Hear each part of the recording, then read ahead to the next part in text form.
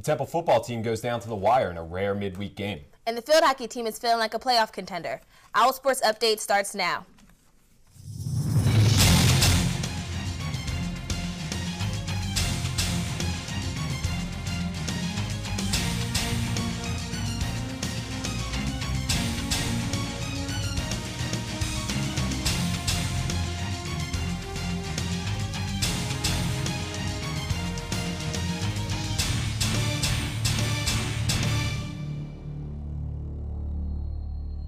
Welcome to this week's edition of Owl Sports Update.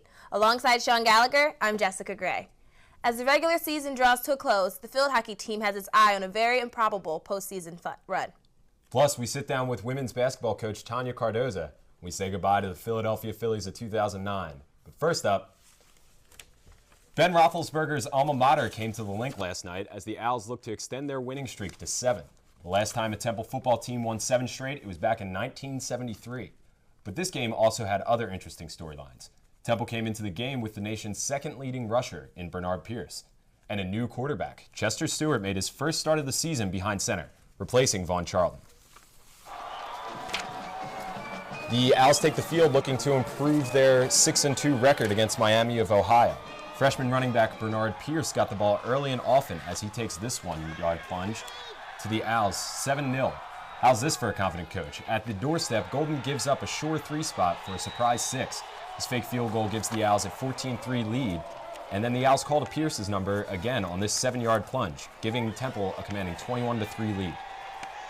But after the Red Hawks make things interesting, and after 2 Miami touchdowns, a Brandon McManus field goal, the Owls have the lead 24-13. Then our workhorse running back, Bernard Pierce, reaches the promised land for a 3rd time on this 14-yard cutback.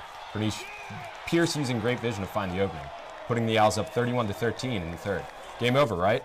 Not so fast as Red Hawk quarterback Zach Dissert smelling upset with this 25-yard touchdown pass to tight end Steve Mark.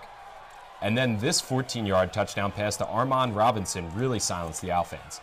After a 2-yard run by Thomas Merriweather putting Miami of Ohio up by 1, the Red Hawks go for 2 in an attempt to take a 3-point lead. But Zach Dissert can't do everything as he comes up just short of the pylon. So with less than 3 minutes left to go and down by 1, Temple has a shot and they take advantage. Brandon McManus takes this last-second field goal to win the game from 18 yards out. Your final here at the Link, Owls 34, Red Hawks 32. Make that 7 straight for the Owls. Now this was one of those trap games for Temple. On a Thursday night, a short work week, and with a team coming into town that was supposed to be an easy one on paper for Temple, for a team that's just getting used to winning. The end of this one was a relief to Golden. Because we were fighting, we were ready to play. There's no excuses. They did an excellent job. I'm just really proud of our guys. I kept telling the staff and I kept telling the guys that if you want to be a good team and you want to have one of these streaks, there's going to be games like this in there. And I just didn't know when they were going to be. And I'm so proud of our team. For the way they responded, to be quite honest. People think last week was the biggest win of our program, since we've been here. This was it. This was it. It wasn't too long ago that we had a Temple team that struggled to win 1 game per month. Now we've got a team that wins 2 games in just 5 days. Last Saturday, Temple traveled to Annapolis to face Navy. The Owls beat the Midshipmen 27-24. Bernard Pierce rushed for a season-high 267 yards and 2 scores.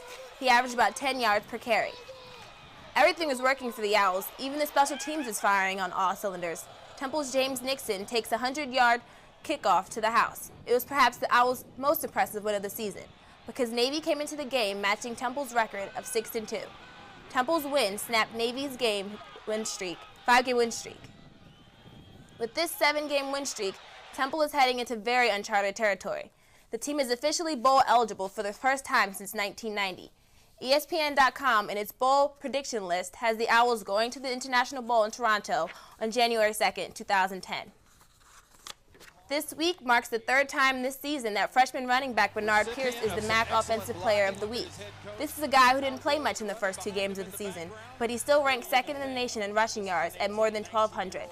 There's no question the Owls wouldn't be 7-2 if it weren't for this freshman.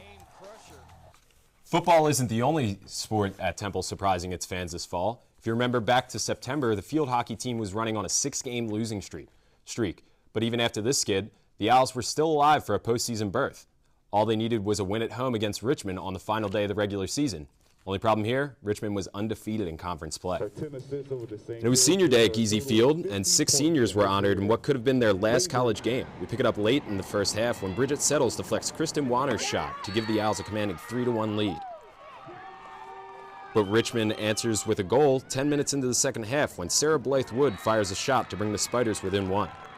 However, the Owls put the nail in the coffin when Charisse Young finds the back of the net to put Temple up for good 4-2.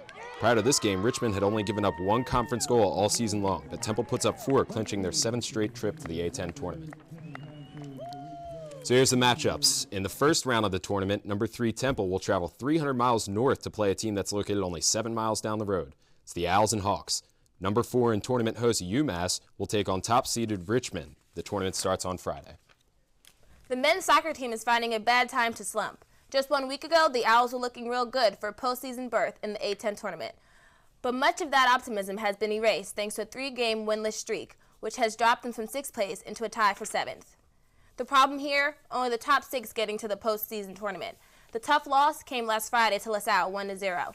The Owls follow up that game, tying Fordham on the road with only 2 games remaining in regular season play. The Owls need some wins against St. Louis and Charlotte this weekend. But they will also need some help in order to jump over Rhode Island, who sits in the 6th spot.